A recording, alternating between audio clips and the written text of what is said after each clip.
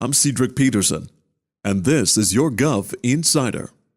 Met Department St. Martin was host to this year's Wet Hurricane Season Caribbean Climate Outlook Forum, also known as CARICOF. The forum ran from the 21st to the 24th of May. Meteorologists from across the region gathered at the Simpson Bay Resort and Marina for training during the first 2 days, followed by the Stakeholders Outlook Forum that took place on the 23rd and 24th. This is where the forecast for the wet hurricane season with implications for the region's climate-sensitive sectors was presented. According to the outlook as presented by Met Department St. Martin's meteorologist Cheryl LeBlanc, here at home and throughout the region we can expect drought conditions and below-average rainfall. As for the hurricane season, it is expected to be average to below average. Regionally, we are faced with drought because we have a deficit of rainfall from 2018. For the June to August, which is the next 3 months, we are expecting it to be drier than usual or close to normal.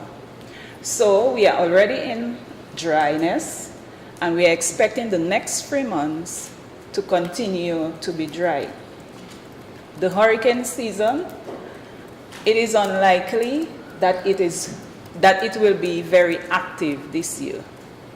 We are expecting later today to get the forecast from NOAA. There are some scientist institutions have already issued predictions, but the meteorological fraternity, we listen to what NOAA presents, and they will be presenting later today.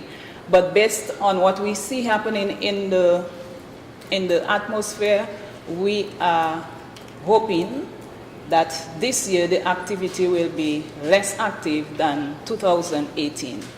But this doesn't mean that we will have no activity at all. We still have to be on guard.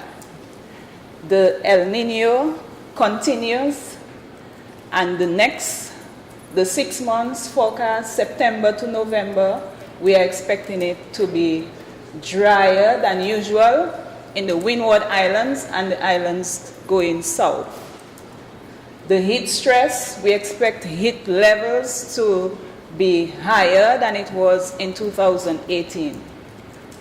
The heat is usually intense between August and October, and it will include heat waves. So what we have to remember, we prepare for hurricanes, we prepare for flash floods, heat stress, and drought in certain areas of the Caribbean. So these are the key messages.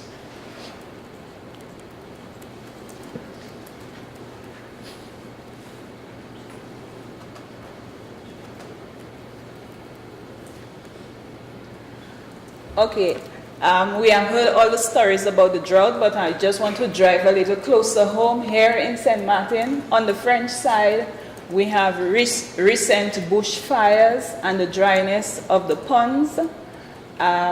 In St. Eustatius, there are reports of water rationing last month. Here in St. Martin, on the Dutch side, we recorded February 2019 as the driest since 2013. There was a 22-day dry spell, as you heard the minister noted earlier. And our annual rainfall has been below normal from 2015. Okay, so from 2015, we are in 2019, our annual rainfall has been below normal. Meteorologist at Met Department St. Martin, Cheryl LeBlanc. Delivering the featured address at this year's forum was Minister of Tourism, Economic Affairs, Telecommunications, and Transportation, the Honorable Stuart Johnson, who highlighted the adverse effects of climate change in the Latin American and Caribbean region and throughout the world.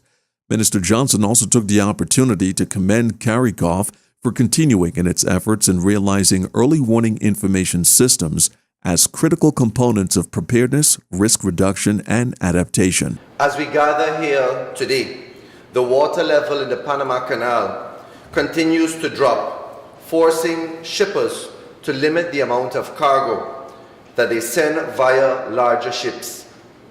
This is necessary for the safe navigation of their vessels through the waterway. In fact, in the last 5 months, It has been described as being the driest season in the history of the Panama Canal.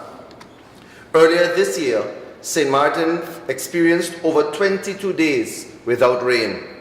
And since the devastating hurricanes of September 2017, we have struggled to see significant rainfall, and our greenery struggles to return. While we are here in dire need of rainfall to cool the earth and the surrounding waters, we are also concerned about the potential for other lower-lying areas being inundated and that the risk of landslides can follow. These are extreme weather conditions that St. Martin and the rest of the Caribbean and the wider world continues to face, as indeed it is a clear and present danger to our health, safety, and general well-being. Historically, entering into the hurricane season with such a consistent humidity forces us to expect the worst. Considering this, I must commend the organizers of this wet hurricane season Caribbean Climate Change Forum, CARICOF, for their drive and determination to address climate change in the Caribbean and to promote the development and effectiveness of early warning systems for the protection of our people.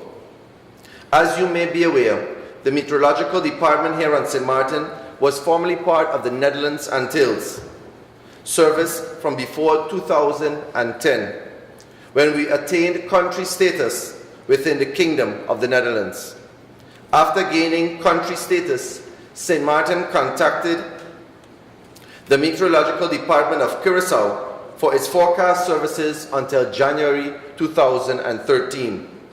Today, all services, forecast, observation, climatology, are being done locally.